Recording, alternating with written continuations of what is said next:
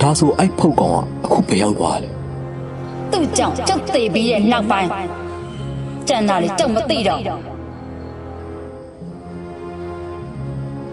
ခမည်းသွားလို့ရသွားလို့ရပါပြီတော်တင်က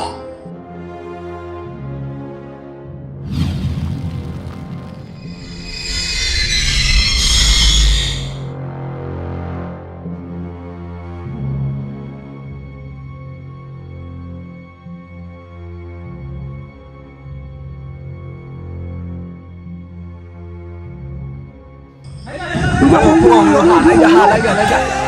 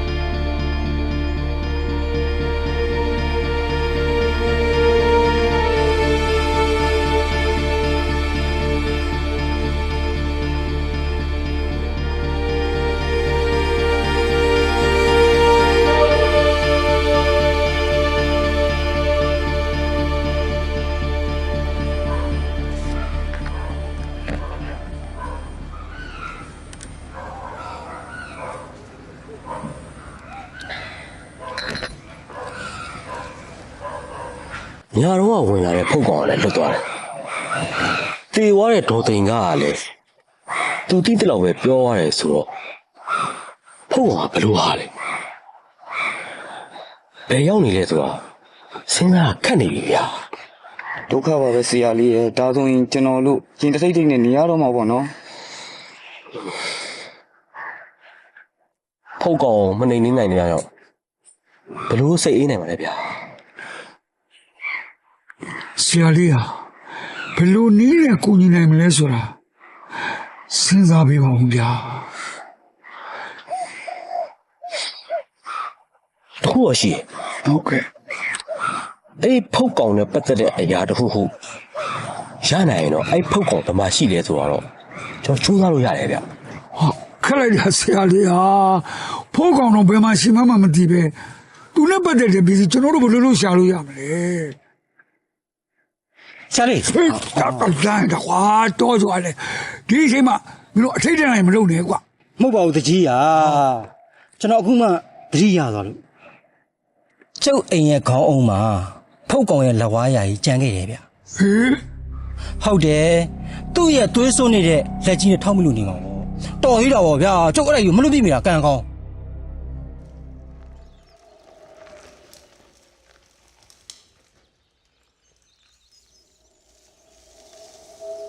ဘလို့ကြောင့်ဒီလိုဖြစ်ဆိုးမျိုးတွေကြုံခဲ့ရလဲပန်းလို့ရဲ့ဒီလိုမျိုးတွေဖြစ်လာမယ်ဆိုတော့ကြုံမသိခဲ့လို့ ပန်းနုလို့ရွာကိုထိုက်ဆန်လာခဲ့မိတာပါကွာ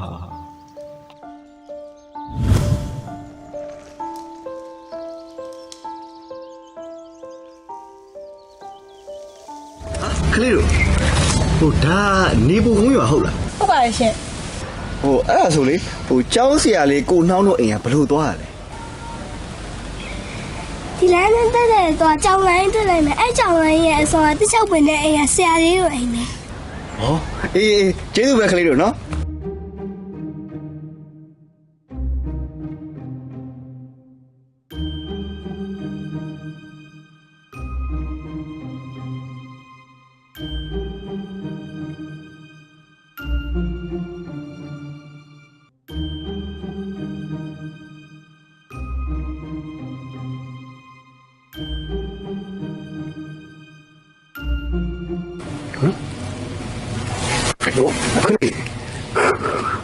ဆရာကိုနှောင်းတို့အိမ်ကဘလို့သွားတာလဲ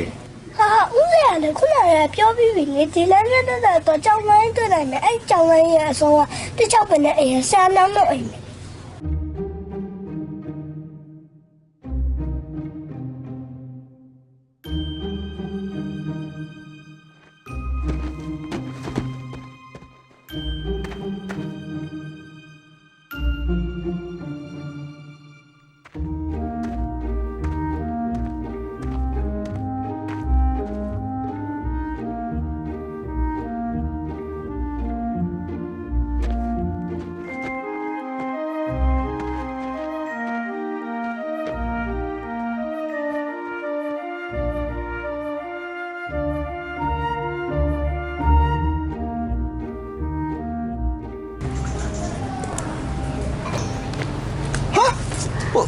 စောကလေးရမဟုတ်လားဟိုကျောင်းဆရာကိုနှောင်းတို့အိမ်က ဟာလေးလေးကလည်း ကဲတဲတော်ပါတော့ဟဲ့အဲ့ဒါဒီလောက်စာပြီးတော်ရောပေါ့လေဒီတိုင်းတက်တဲ့တော့ကြောက်လန်းတွေ့လိမ့်မယ်အဲကြောက်လန်းဆုံးလို့ရှိရင်တစ်ချောက်ပင်တဲ့အိမ်ကအဲ့ဒါဆရာလေးတို့အိမ်ပဲသိလား စောကလည်းဒီတိုင်းပဲပြောရမှာလား တော်လိုက်ပါလေးလေးရဲ့ဒီတစ်ခေါက်တကယ်ရောက်သွားပါလိမ့်မယ်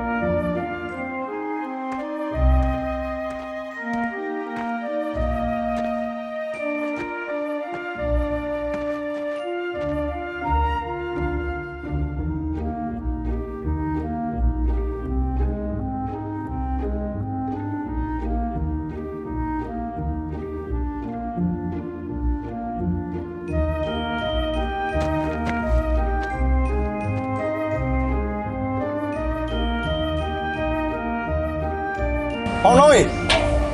မောင်နှောင်း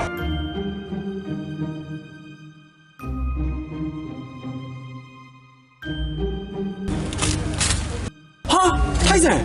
လာလေကွာ မောင်နှောင်းဟာမင်းနဲ့တွေ့သေးလို့တော်သေးတယ် အေးပါကွာလာတမီးလာ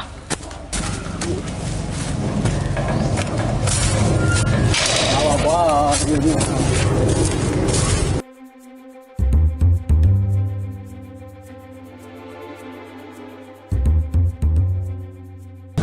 မောင်နှောင်းရာဒီရောလားတော့မျက်စိကိုလဲနေရပဲ ဟာလွယ်လွယ်လေးပါကွာမင်းကလည်း လွယ်ပါတယ်ငါ့ကိုလမ်းညွှန်လိုက်တဲ့ကလေးတွေဒီကိုပဲငါပြရောက်တော့3ပေါက်တောင်ရောက်ပြီ ထိုက်ဆန်မင်းကလေးနောက်တော့ခံလိုက်ရပြီကို ဟုတ်လို့ ပြောရရင်မင်းတန်းဟန်အောင်သွားမှာထိုက်ဆန်ဒီရွာကကလေးလူကြီးအကုန်လုံးမွေးရပါစုံတက်တွေတက်ကြတယ်ကွာ ငါရှိလို့တော့ကြားရတယ်ကွာဟိုငါတော့မယုံနိုင်အောင်ဖြစ်နေပြီ ဒီလိုကွာဒီဒေသမှာဟိုးရင်တော့ကအမတန်စွမ်းတဲ့စုံတက်ပညာတွေထွန်းကားခဲ့ဘူးတဲ့အဲ့ဒီစုံပညာရှင်တွေကသူတို့တက်တဲ့ပညာတွေကိုတားစင်မြင့်ဆက်လက်ဆင့်ကမ်းခဲ့တယ်ပေါ့ကွာအဲ့လိုနဲ့ပဲရွာသားတွေကစုံပညာကိုအနည်းနဲ့များတက်နေကြတာပေါ့ကွာတခု ခုတော့ရှိတယ်အဲ့ဒီစုံပညာရည်နဲ့ဘသူ့ဟိုမှဒုက္ခတော့မပေးဘူးကွာဒီဟာလူတွေအကုန်လုံးကတိတ်ကိုတဘောကောင်းတယ်ကွာ မင်းရောဆုံးဖြစ်နေပြီလား ဟာငါဒီရောတာဝန်ကျလို့ပြောင်းလာတဲ့ကျောင်းဆရာတယောက်ပဲလေကွာငါဒီရောသားမှမဟုတ်တဲ့ဥစ္စာငါဘယ်လိုဆုံးဖြစ်မှာလဲကွာ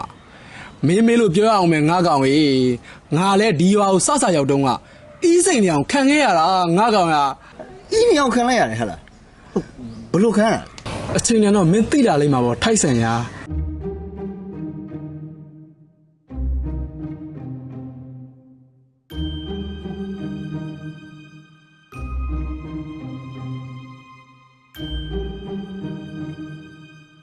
ဒီနေ့လေးပါလေးတောက်ကြအောင်နော် ဟုတ်ကဲ့ဟုတ်ကဲ့မိုင်ဟုတ်ကဲ့ ဩ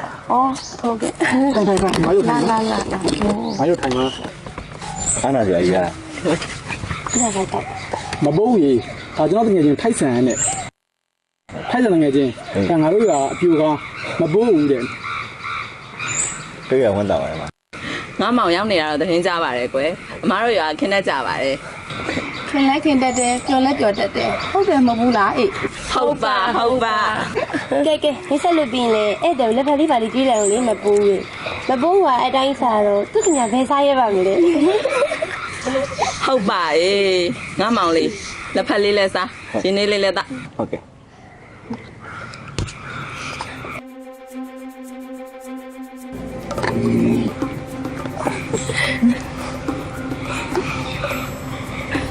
ဟ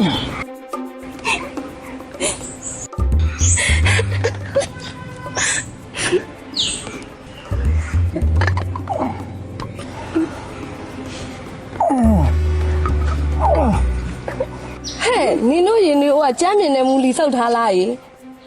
ကတ်သိမ်းမှကတ်တက်အေးရင်နွေးကိုကြမ်းမြင်တဲ့မူလီစောက်ရမယ်လို့ ဟဲ့ညီကကြမ်းမြင်နေတာစောက်မထားဘူးပြောတာမှမမရောက်ဖြစ်နေတယ်အေး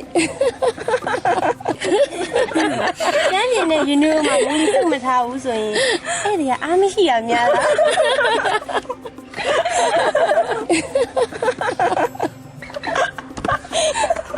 ထိုက်ဆန်ရေးစပြီးတော့ဒီကပေါင်းနေပြီးတော့ဟမ်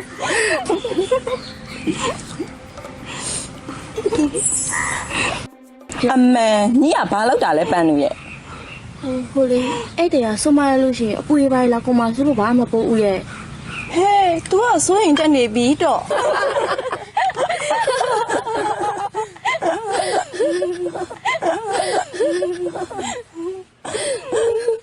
ဟိုကပေးရတဲ့ယူနီပဲလိမ့်တောင်မနေနဲ့လေလက်ဖက်လေးပါလေးလည်းစားပါဦး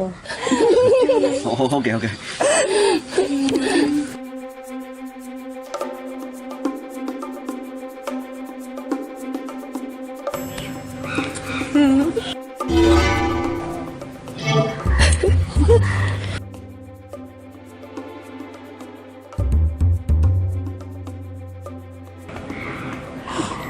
ငါဆက်ရောက်ကစားအီးရဲဆိုတာမင်းသိပြီလား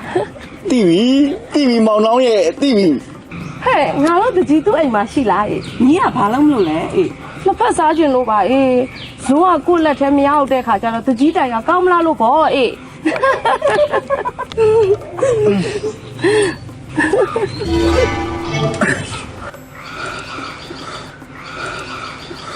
ဟဲ့ငါတို့ရမှာဒီနေ့ကဲတရှင်တယောက်ပေါ်နေပါလားအေး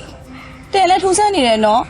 ပန်းလူညီရလေရမ်းမျက်နှာပူနေတယ်နော် ပြီးတော့တော့ညီစကားရပါ ਈ တော့တိလို့မေးတာဆိုရင်လေဖြေလိုက်ပါမိတော့နိုင်ရဲ့တော်ပြီမဖြေနဲ့တော့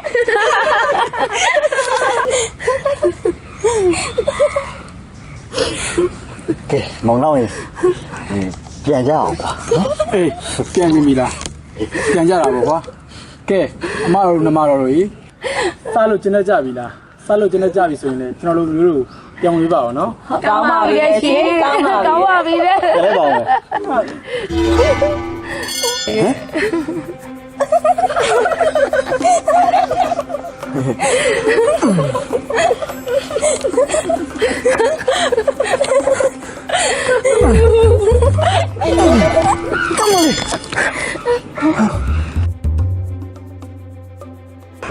ကောင်မလေးလွတ်လိုက်နော် လက်စုံလို့နော် တကြီးတန်လိုက်ရမလား လက်စော်လွတ်လိုက်နော်ကောင်မလေးကို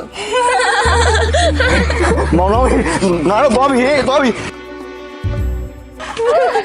တော့မယ်နော် အ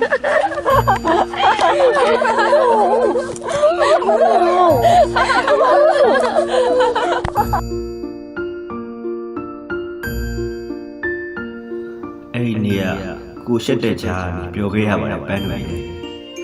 ကိုရင်ထဲကိုပန်းတို့ဆိုတဲ့မင်းလေးရောက်လာခဲ့တယ် ဘယ်လိုမင်းကသပယ်နေမဲ့နေမင်းလို့စိတ်ဝင်စားနေဟုတ်လား အေးဟိုစိတ်ဝင်စားရင်ဆိုတာဟိုလိုကြီးစိတ်ဝင်စားတော့မဟုတ်ဘူးကွာဟိုလိုစိတ်ဝင်စားတယ် ဟဲ့အောင်စကားဝင်မင်းနဲ့ယောက်ျားတစ်ယောက်ကမိန်းမတစ်ယောက်ကိုစိတ်ဝင်စားတာမဆန်းဘူးစမ်းတာမင်းကွာ ဟာဘာဆန်းလို့လဲကွာ စမ်းတာဘောကွာမင်းကအိမ်ကမိဘပေးသားတဲ့မိန်းကလေးကိုမလို့ချင်းလို့ထွက်လာတဲ့ကောင်လေအခုကျမှမင်းဘာထဖြစ်ရ မင်းပြောတာလည်းမှန်ပါတယ်ကွာဟိုငါမိမတွေကငါ့ကိုစုလေးဆိုတဲ့မိန်းကလေးနဲ့ပေးစားဖို့စီစဉ်ထားကြတာကွာသူတို့ချင်းကလူကြီးချင်းသဘောတူပြီးသားဒါပေမဲ့စုလေးကိုငါမြန်မာလေးတယောက်လိုပဲချစ်တာဟိုလင်မယားလိုချစ်ဖို့ဆိုတာဟိုငါတော့မဖြစ်နိုင်ဘူးကွာအဲ့ဒါကြောင့်ငါလူကြီးတွေကိုအတိမပေးဘဲနဲ့ငါထွက်လာခဲ့တာ အဲ့ဒီကမင်းပြောပြထားလို့ငါသိပြီးသွားပြီလေကွာအခုဟာမင်းဂုံးမြေကူးကြိုက်ဖြစ်နေလို့ပြောနေရတာငါကောင်ရ မင်းပြောရင်လည်းခံရမှာပဲမောင်နှောင်းရငါသူ့ကိုမြင်ချင်းနဲ့က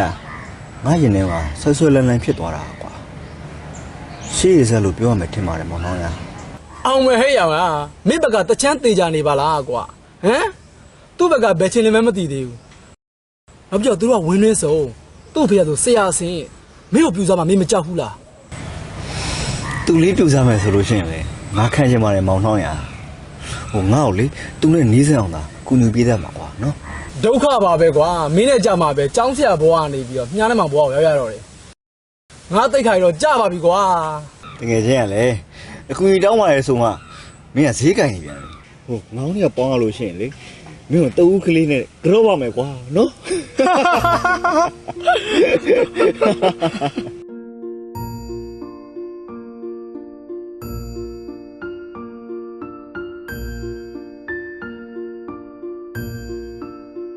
အဲ့ဒီနောက်မှာတော့မောင်နှောင်းကြီးသူကြောင့်ပန်းတို့သားဖားနဲ့ကိုရင်းကြီးကိုရလာတယ်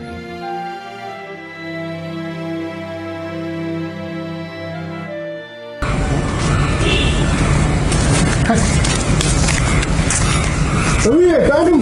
ကျင်းပါ အာခက်ခက်လေးယူနေတယ်လို့ဘာမှအဲ့ဒါလားလို့ ဟုတ်ကဲ့ပါ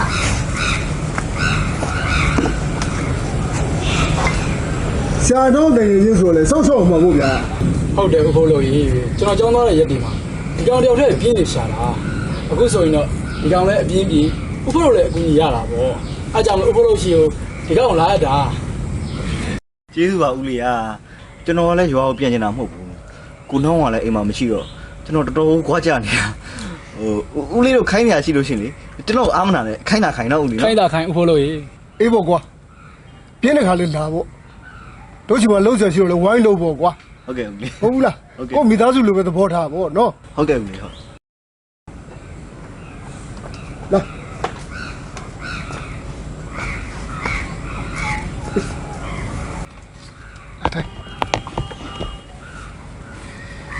ယူနေလေးလက်တော့တမခက်လေးလက်စားနော်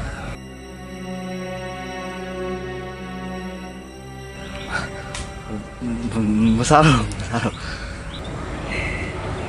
ဟိုတခါလို့နောက်ခါမှာစိုးရက်တူတယ်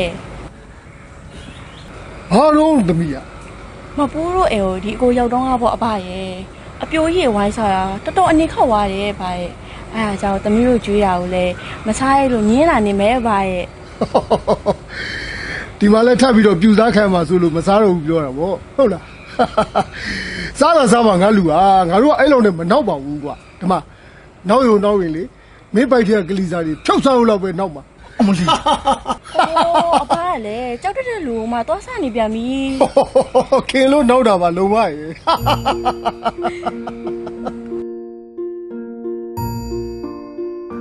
ဒီလိုနဲ့ပန်းနဲ့ကိုတဖြည်းဖြည်းနေနီးဆက်ခဲ့ကြတယ်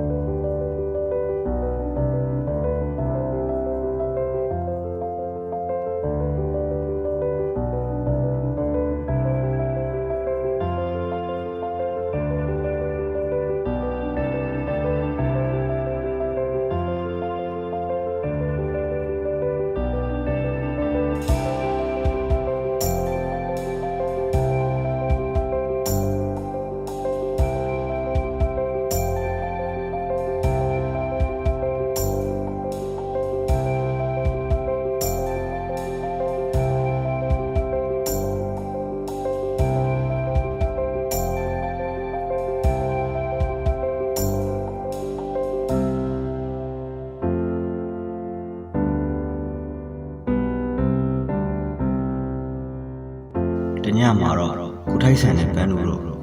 အချစ်နဲ့ကြုံသွားခဲ့ကြတယ်နော်ဖြစ်ချင်တော့တိတ်မကြခင်မှာအဖေစုံစမ်းပြီးရောက်လာတယ်ကိုထိုက်ဆန်ရဲ့စိတ်နဲ့အမေအိပ်ရာထဲမှာဘုံဘုံလဲနေပြီတဲ့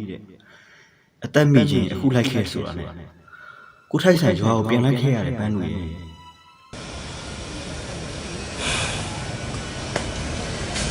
တငယ်ချင်းဟာကို့မိတရားလုံးဖြစ်နေတော့လဲလိုက်သွားပေါ့ကွာ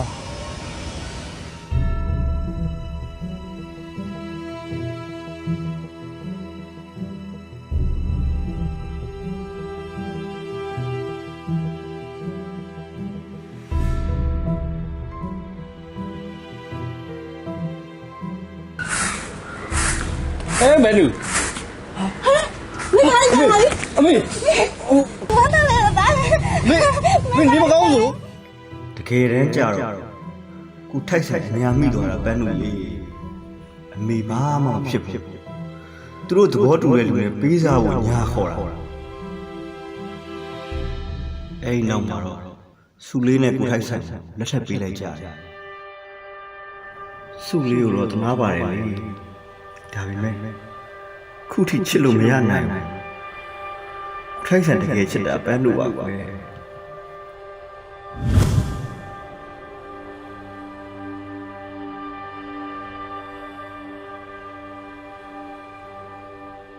ထိုက်ဆန်အနေနဲ့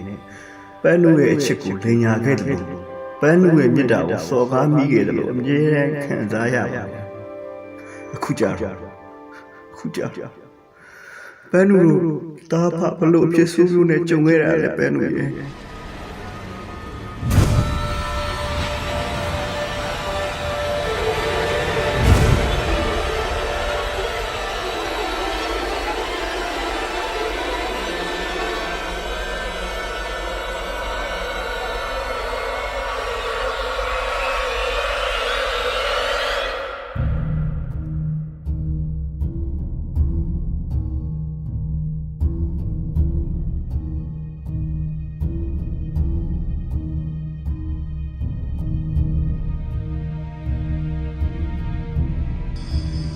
ဤကွင်းဤနယ်ကို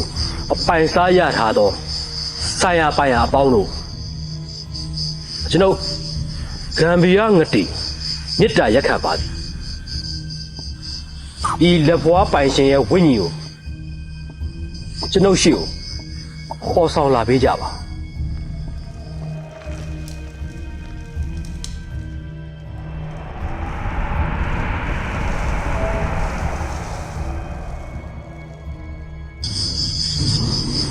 ဟုတ်ပြီ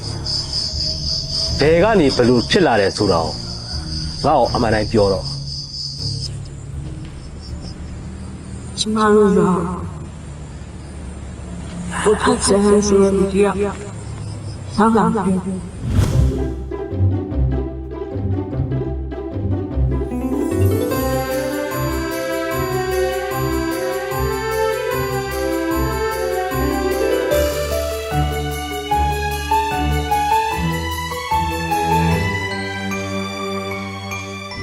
နောက်တော့သူနဲ့ကျွန်တော်တို့တာပြရခဲ့ကြတယ်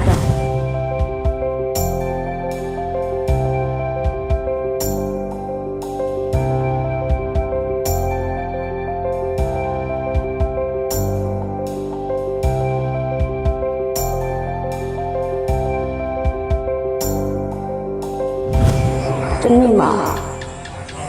သူ့ရောပြန်သွားခဲ့အဲ့ဒီချိန်မှာပဲကျမမသူနဲ့ရတဲ့ကိုယ်ကိုဖရခဲ့မိပါလေရော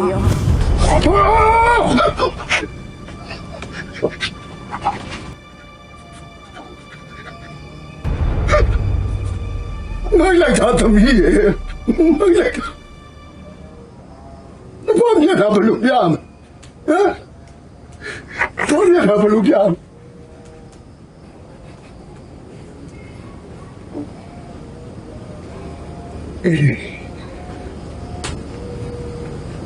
သူကိစ္စကိုသူတောင်းရှူရမှာပေါ့သူအိမ်အောင်ကြောက်ပါပြီပါအိမ်အောင်ကြောက်ပါပြီ ဟုတ်လား ဟုတ်တယ်ဆရာလေးကတော့ပြောလို့တမီတိဘွားကြီးပါ ဒီလိုလို့ဖြစ်မလား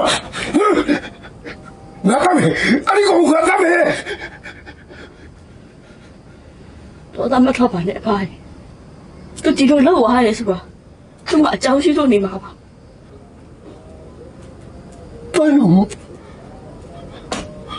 တမင်ကိုယ်ဒီကောင်စိတ်မနာနိုင်ဘူးလား သူတမီကိုချစ်တာတမီတိသူဘာလို့ဒီလိုလောက်သွားရလဲဆိုတော့သူကိုယ်လည်းပြောပြမှတမီကျင်နေနိုင်မှာပေါ့ तू ကဒီကိုလာပြောမှလေလားပန်းလို့လေ तू ကဒီကိုလာပြောမှလေလား ဟုတ်တယ်သူကိုယ်လည်းတော့ဒီကိုလာမှာမဟုတ်ဘူးပါတမီကိုသူ့စီလိုက်ပို့ပေးပါ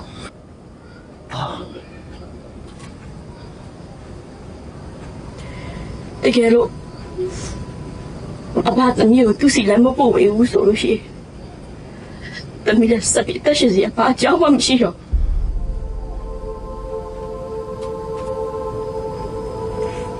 တမင်ဘယ်လိုလဲ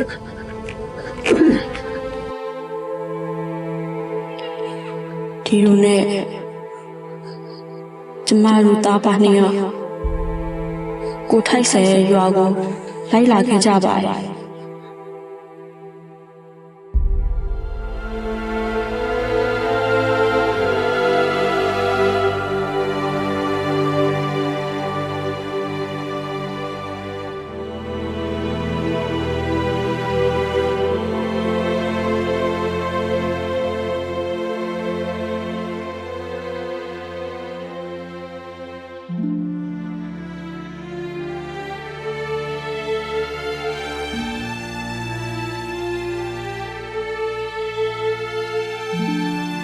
ကျမတို့မျိုးကဝမ်းတွေဆုံးနေမှု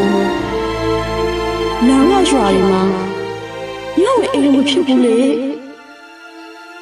ဒါကြောင့်ရွာပြင်နေမှာပဲညအိမ်လာခဲ့ကြပါတယ်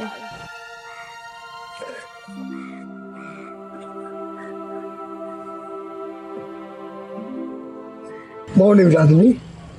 မော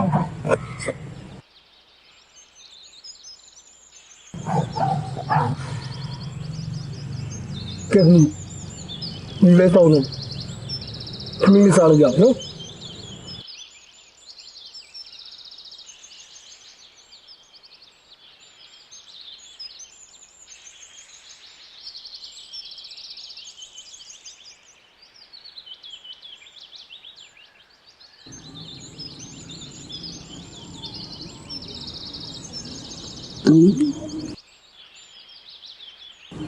Sorry, dude.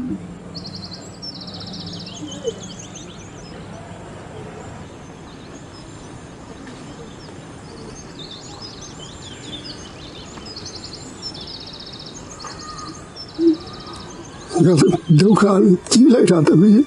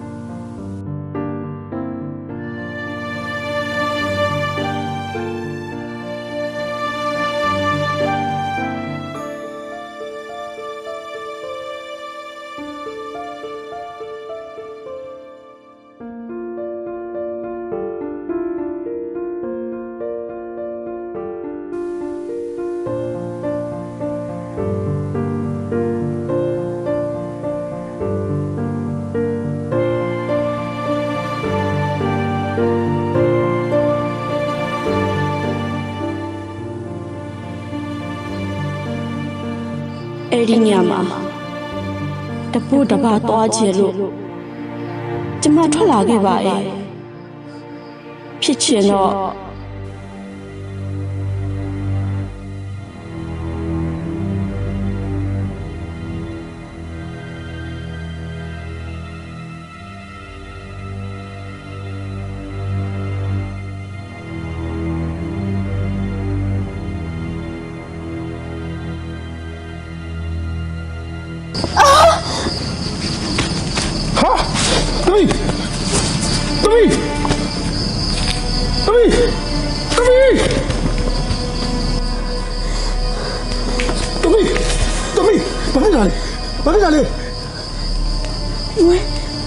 我没看完了吧？没看见。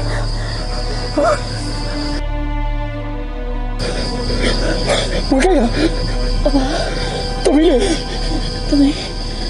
明那龙的飘来的吧？大明嘞？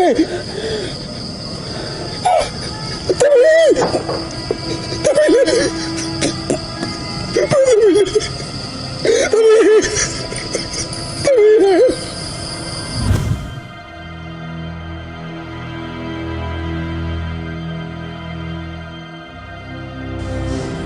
ကျမသိရပါတော့အဲ့ဒါပါပဲ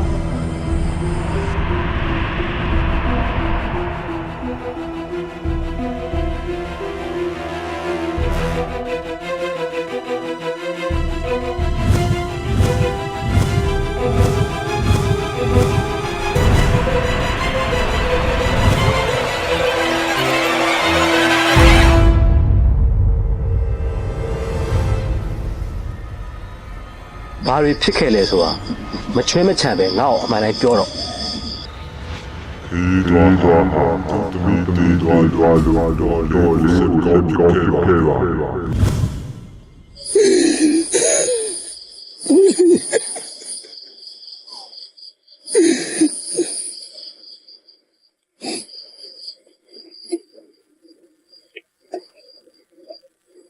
ဒီကနေ့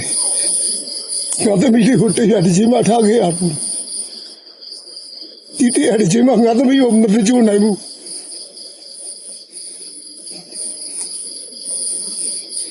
ဟုတ်တယ်ငါသမီးလောင်နေကိုဖောက်သွင်းပြီးရွာကိုပြန်ခေါ်ငါသမီးကိုရွာရောက်ပြန်ခေါ်ပဲသမီးကိုရွာပြန်ခေါ်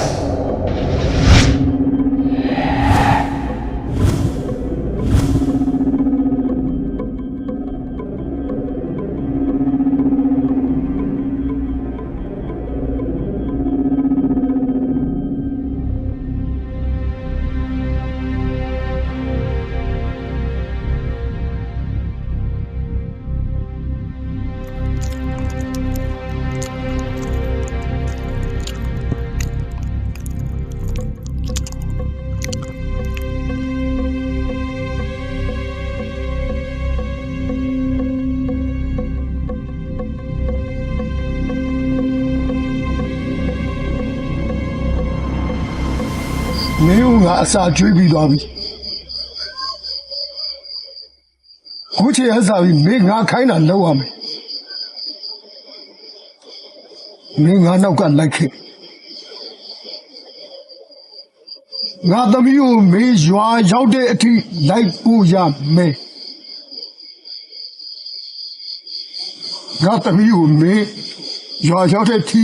လိုက်ပို့ရမယ်ငါပြောတာနားလေလားငါလည်းငါနောက်ကလိုက်ခဲ့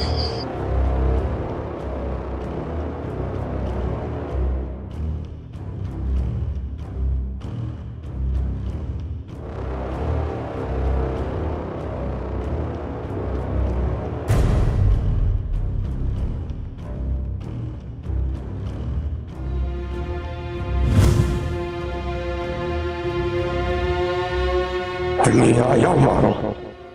အဲ့ဒီနေရာမှာနေတဲ့တရေကောင်ကသူ့နေကိုဖျက်လို့ဆိုပြီးတောင်းရတော့တာပဲဗျာကြောက်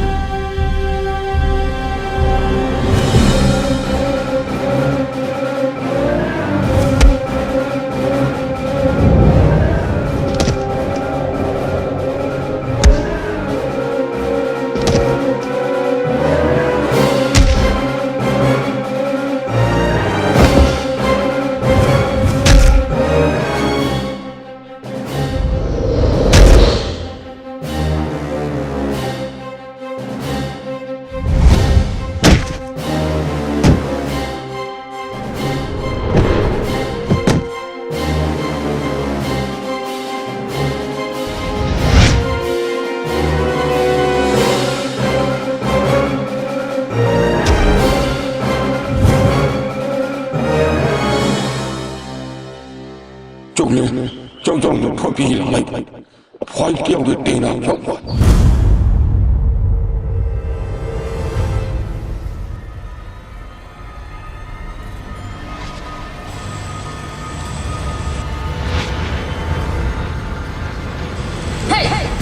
ရှာလိုက်စမ်း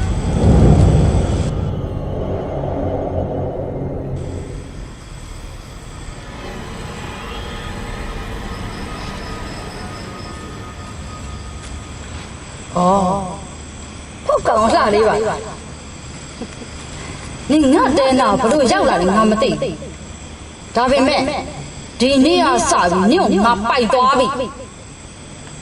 ငါ့ကိုဒုက္ခပေးခဲ့တဲ့ရွာသားတွေမိသိက္ခာအကြောင်းပြရသေးတာပေါ့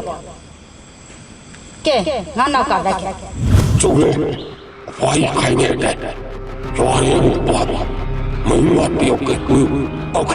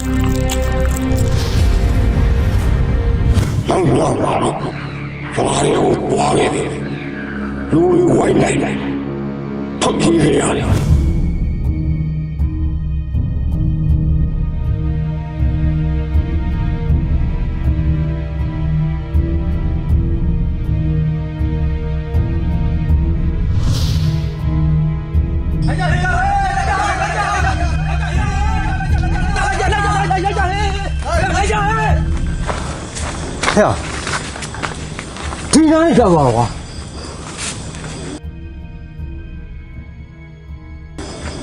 ဟာရအဲ့ကျဲနဲ့ဝင်သွားလားမသိဘူးနော်အဲ့ဒါတော့တင်္ဂါကြီးတဲလေဗျာဟောတော့တင်္ဂါတဲမှာဘလူးတဲပဲဖြစ်ကွာသွားရှာမလား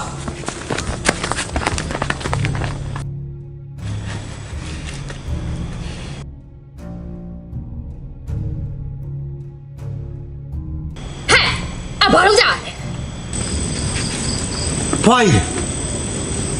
ဖောက်ကောင်ဒီနားနဲ့ပျောက်သွားတာဖွားကြီးခွတ်ထားတယ်မလား အောင်မဆက်လူပါဝါတို့ အဲ့ဒါဆိုလေကျုပ်တို့ဝှရှာမယ်ဗျာဟဲ့ နင်တို့ကြွားလေငါမလာဘူးငါတဲဟုတ်တယ်ဝှရှာစရာအကြောင်းမရှိဘူးမိတိန်ခါကျနင်တို့သိတယ်မလားနင်တို့တရားလုံးတိတ်စာတိုက်လိုက်ရမလား မလုပ်ပါနဲ့ဖွားကြီးမလုပ်ပါနဲ့ဟဲ့ပြီဖွားကြီးကြည်လိုက်တယ်ကျွန်တော်တို့ဒုက္ခရောက်မှာဗျကိုတို့ကြောင့်လာပါဗျာပြန်အောင်လာပါဗျာလာပါကိုတို့ကြောင့်လာပါပြန်အောင်ကိုတို့ကြောင့်လာပါဗျာပြန်အောင်ကိုတို့ကြောင့်လာပါဗျာ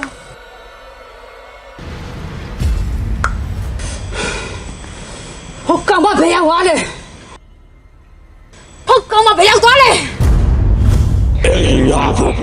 Ja, du Mama, was sah der Uli? Erido!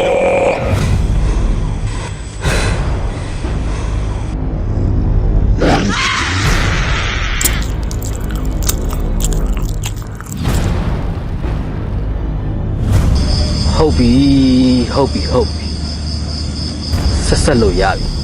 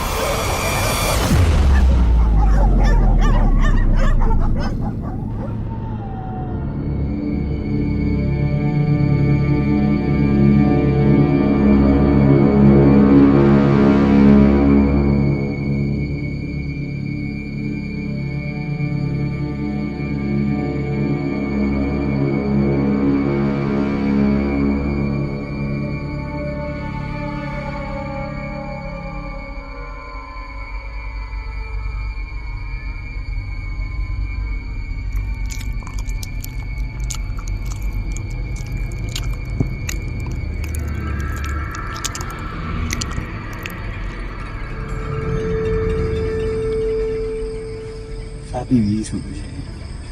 ဘယ်လိုလဲလိုက်ဖို့ကိုထိုင်စံတော့လိုက်ခဲ့တော့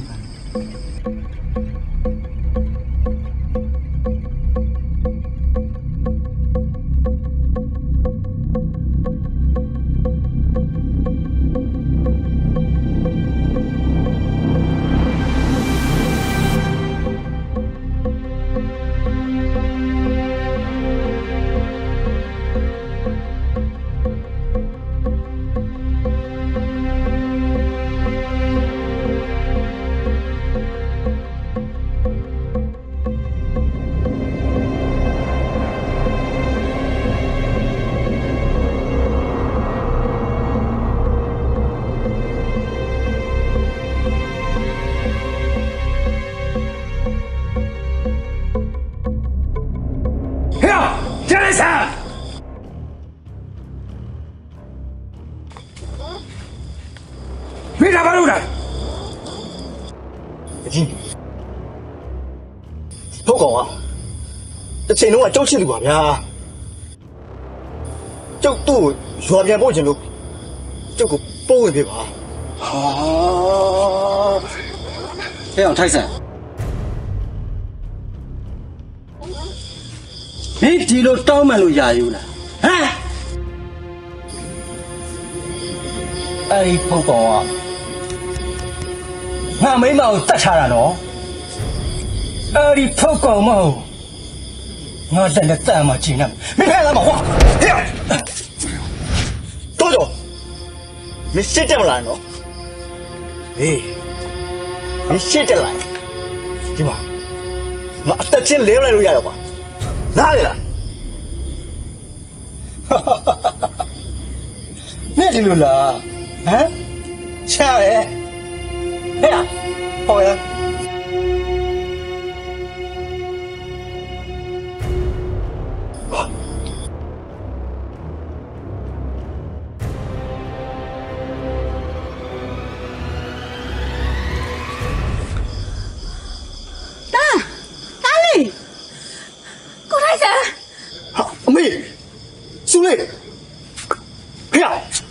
မင်းတို့ကကြားမလို့လားကွာဟမ်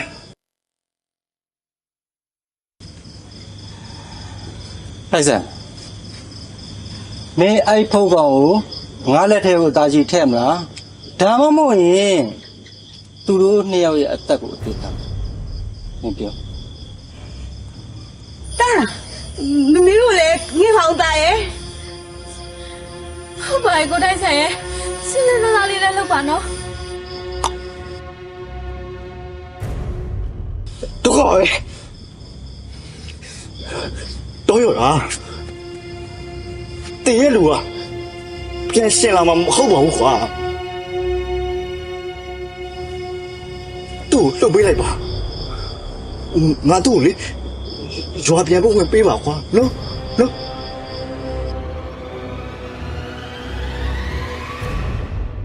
ပြစ်စုံတော့တက်တက်ကြည့်ပါကိုထိုက်ဆောင်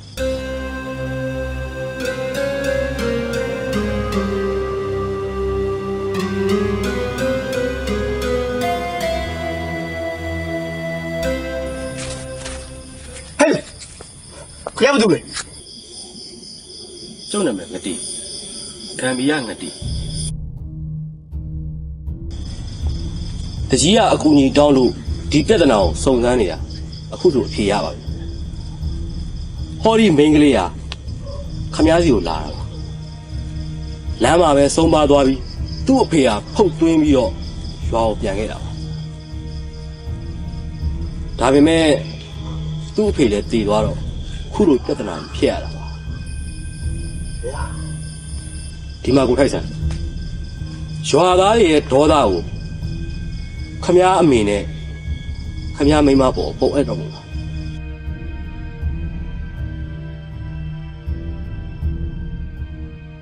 တားမရလို့ဇွတ်လုံးမယ်ဆိုလို့ရှိရင်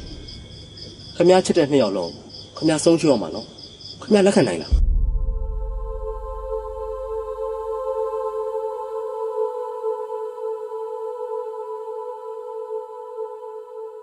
ဟောဒီမိန်းကလေးကတချင်ကခမားချစ်သူဖြစ်ခဲ့ပြီမြဲအခုသူ့ကိုယ်ထဲမှာမကောင်းဆိုးဝါးဝင်နေပြီဗျခမားရဲ့စိတ်ဆွဲလမ်းမှုကြောင့်ရွာသားတွေလည်းအမှုခင်းဖြစ်ကြမယ်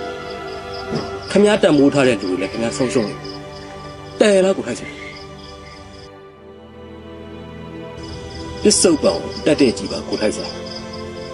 ဟုတ်ကောင်ရွာသားတွေလည်းပြန်အပ်လိုက်ပါကောင်းပါပြီဗျာကျုပ်စိတ်လျှော့လိုက်ပါဒါ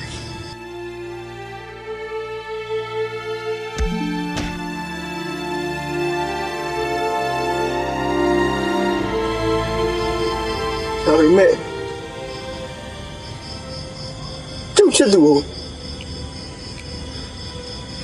ဓမ္မသူကွမျက်မှာတော့ကျုပ်မကြည့်ရနိုင်ဘူးဗျာ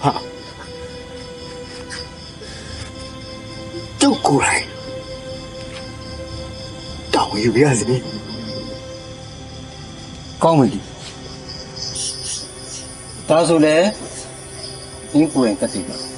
စက်မစူနင်းချစ်တဲ့သူဒီတစုံနဲ့ထုတ်တတ်တယ်ကြောက်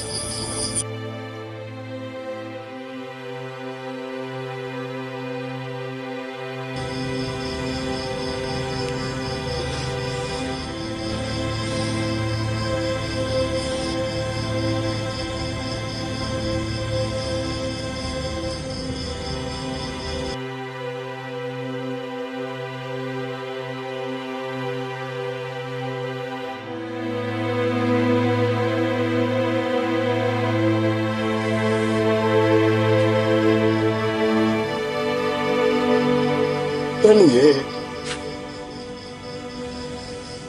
ကိုထိုက်ဆန်တော့ဖြစ်ခါလို့လိုက်တာကွာ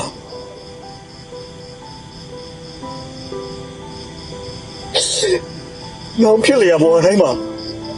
အခုလိုအဖြစ်ဆိုးမျိုးနဲ့မကြုံရပါစေနဲ့လို့ကိုဆူတောင်းမိလိုက်မယ်ကိုခွင့်လို့ပါပဲလို့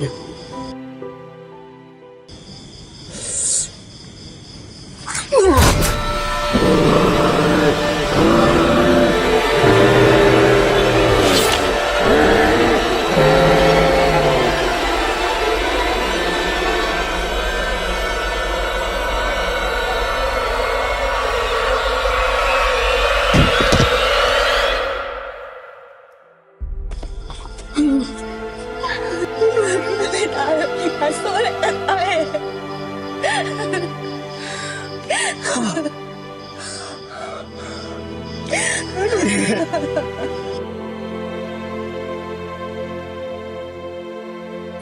တတ္တလောကမှန်သမျှကြုံရပြပါစိတ်စီစားရကိုကပါမှားတာအထွေထွေမေတ္တာစိတ်ဆန်းကိုစီဖြန်းငြိမ်းချမ်းကြပါစေ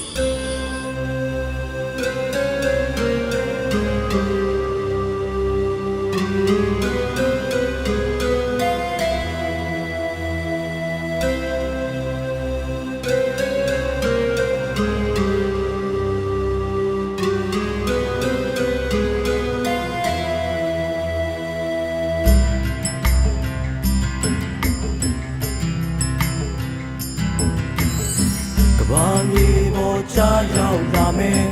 အနေအမောင်မိတ်စာကောင်းများရင်ဆိုင်ကတိုက်ခိုက်ပေရှာ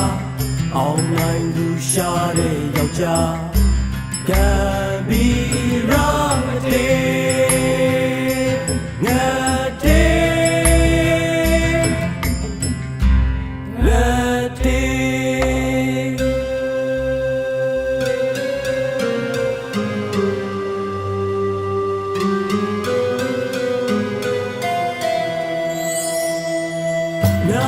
ဒီလေးနဲ့ကြပြကြရပြောခဲ့ဖြစ်လို့ရစိတ်ထင်ရဆိုင်တမိုင်းတွေလောက်တဲ့လူရကံမီရာမတေ